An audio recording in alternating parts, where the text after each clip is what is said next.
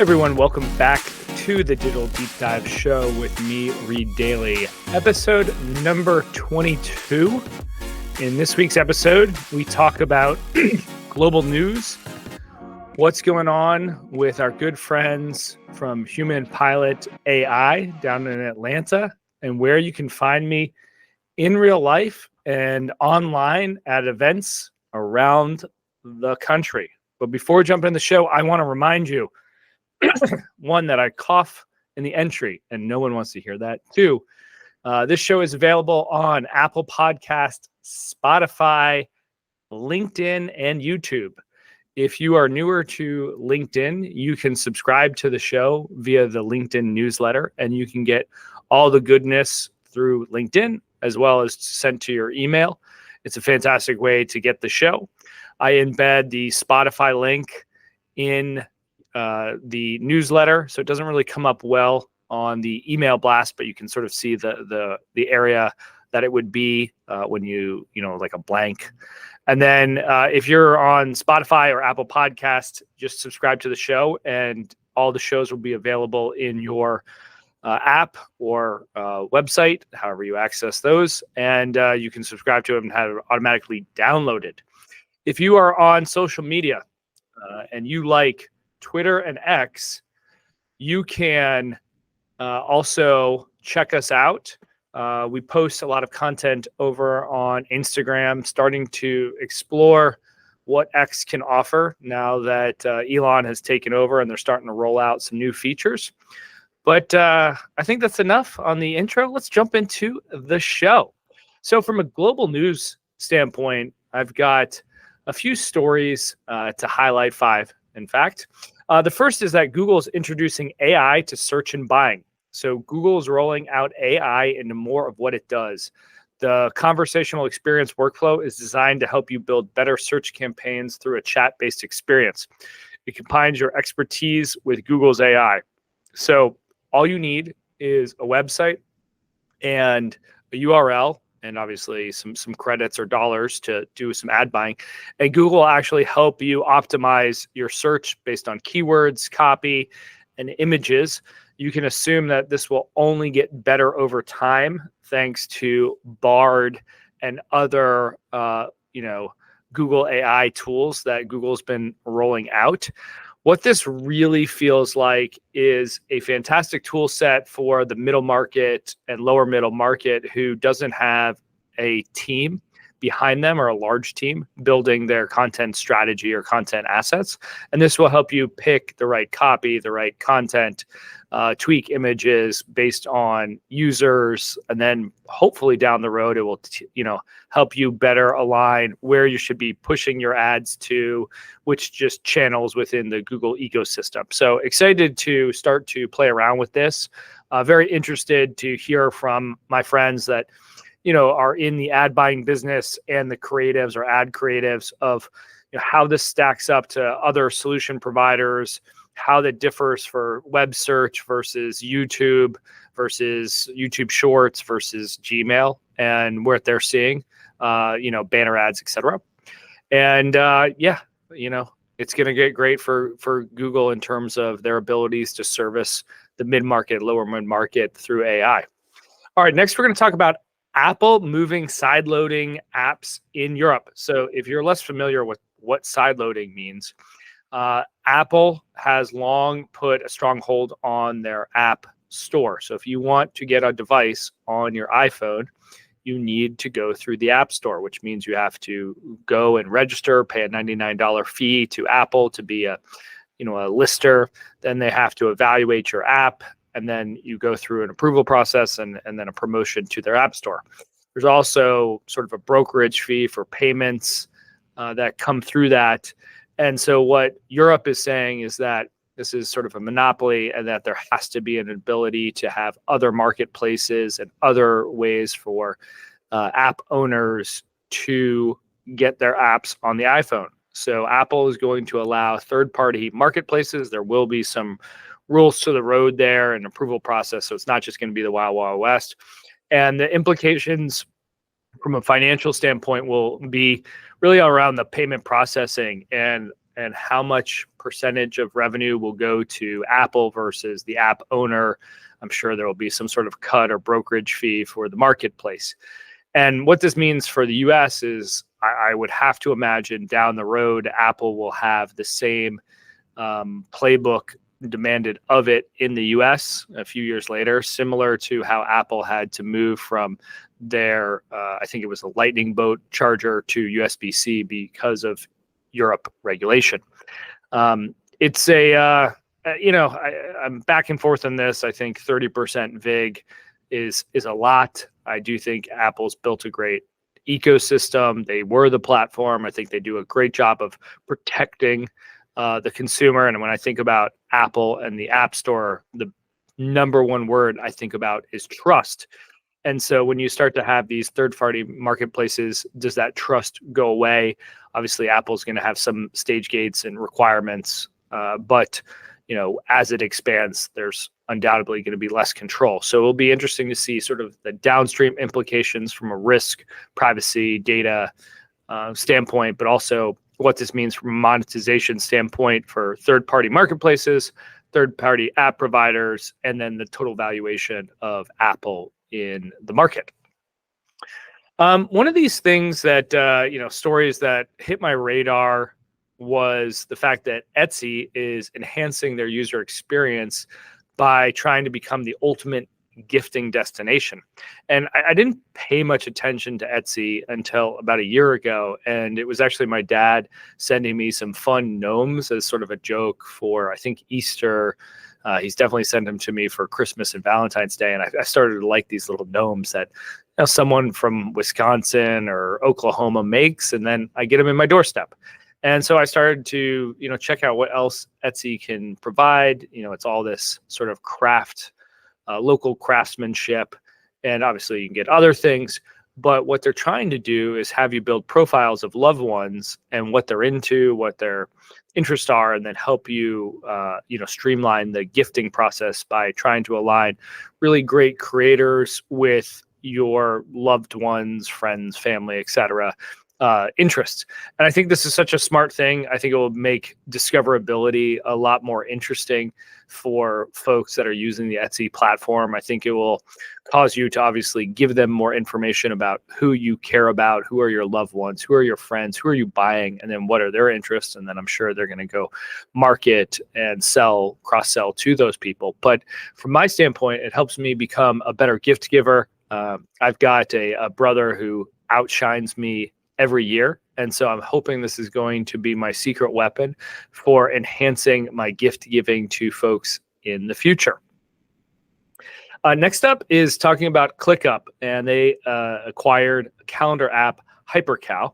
And full disclosure, I don't know a ton about ClickUp. I just know about the ecosystem. And so it's sort of the work management solution. I would compare it to what I've seen from Reich, what I've seen from Asana. You could argue a little bit of Notion and Coda.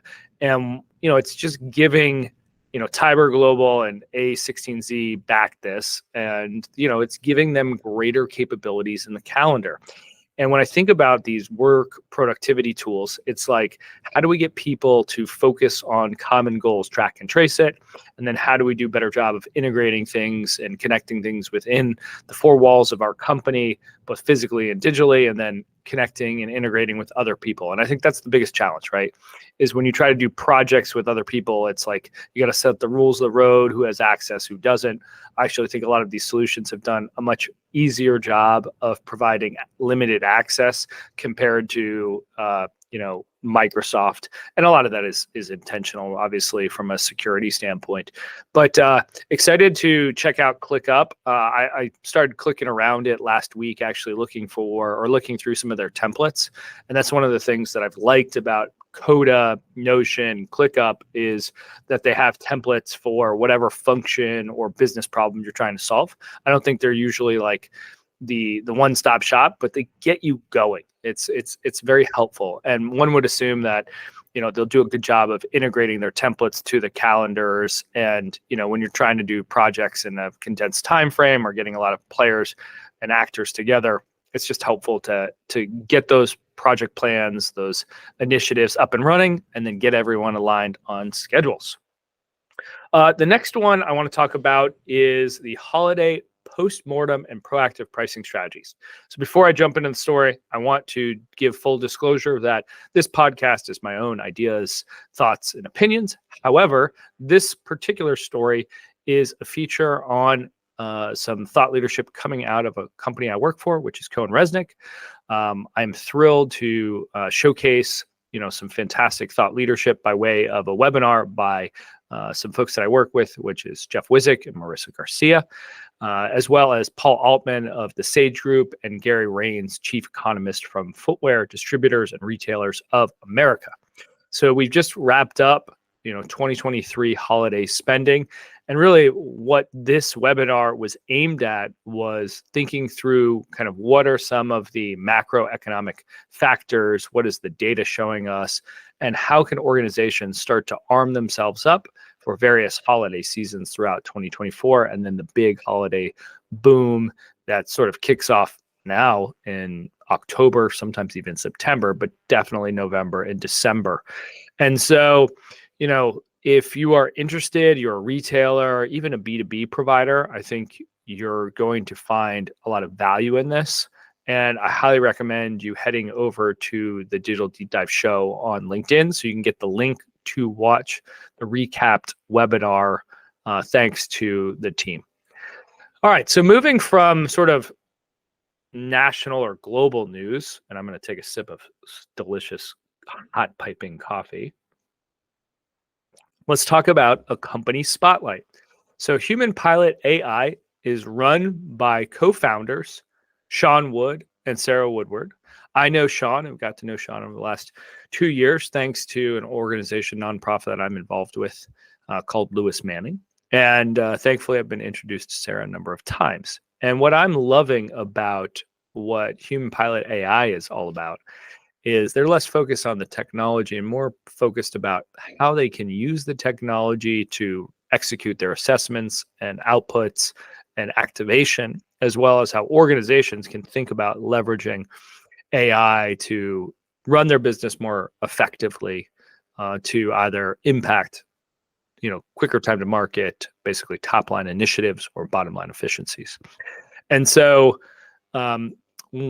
as part of kicking off 2024, they are providing users with a survey. Sorry, I hit my mic there.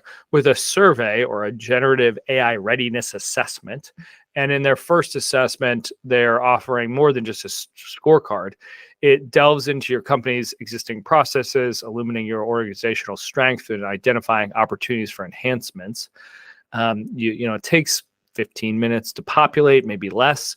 And then you give it a day or two and you get a really fantastic scorecard and report. The team's been kind enough to walk me through kind of their assessment and their thinking, as well as the outputs. I was very impressed with it. There's no costs here.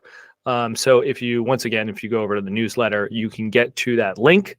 And I've also linked, Sean and Sarah's profile in the notes. So if you want to reach out to them, you can connect with them, obviously, through their website by searching for it. That's Human Pilot AI, or you can click on their profiles, which I've linked in the newsletter. All right, in terms of events in real life and virtual, so I just wrapped up going to the market update in Chicago through ACG. I found it to be immensely interesting in terms of the economic update as well as the panel discussion. I wish that the ACG team would video record those or have the audio available. I would love to go back and listen to them.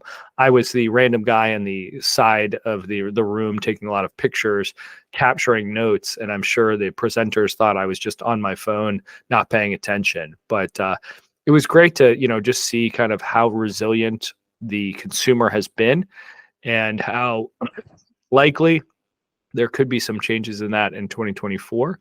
But, that the economy is good, not great, was kind of my takeaway from there. And that, deal flow is going to pick up a little bit from 2023, but not to expect gangbusters like it was in 2021 and 2022. In terms of where you can find me in real life, so I will be in Boston next week. I'm going to be there on Thursday and Friday. I've got a number of meetings teed up, as well as connecting with my team for jam sessions, kind of thinking through the year ahead. I've got a couple windows available. So if you are in town or going to be in town at the same time, direct message me on LinkedIn, Twitter, Instagram, email, whatever works for you. Just get in touch and let's find time to grab a cup of coffee and jam. The other event will be the manufacturing event coming up here in Chicago. It's value creation and risk mitigations in manufacturing and distribution sector. Excited about this one. It's going to be on March 6th, 2 p.m. to 6 p.m. at 1 North State Street in Chicago. I've got the link to the ACG event. So if you want to attend that, highly recommend you checking that out. When I'm recording this, they didn't have the formal registration, but I'm sure they're going to have it up pretty soon. All right, that wraps it up for the show. I intentionally made this a little shorter. I'm going to try to make the shows probably 15 to 20 minutes, talking about topics just in a more abbreviated fashion, and then provide more details through various social channels. The one thing that I do want to highlight is that this year I'm going to focus on those apps and sort of applications that I'm using day to day, personally, professionally, how I'm using them, what value I'm getting from them. So if you are an app creator, you are a startup company, and you have anything that involves sort of operational efficiencies or customer interaction, social media management, outreach, engagement, please DM me. I'm very interested to try some of your software, explore it, and kind of provide my color and commentary. Like I mentioned at the top of the show, we are on social, so check us out at Digital 3D Show on pretty much all the channels. So that's IG, X, LinkedIn, and YouTube. You can like, follow, subscribe to the show on LinkedIn and Apple Podcasts, Spotify, and YouTube. With all that said, enjoy your day, and we'll catch you on the Digital Deep Dive Show next week.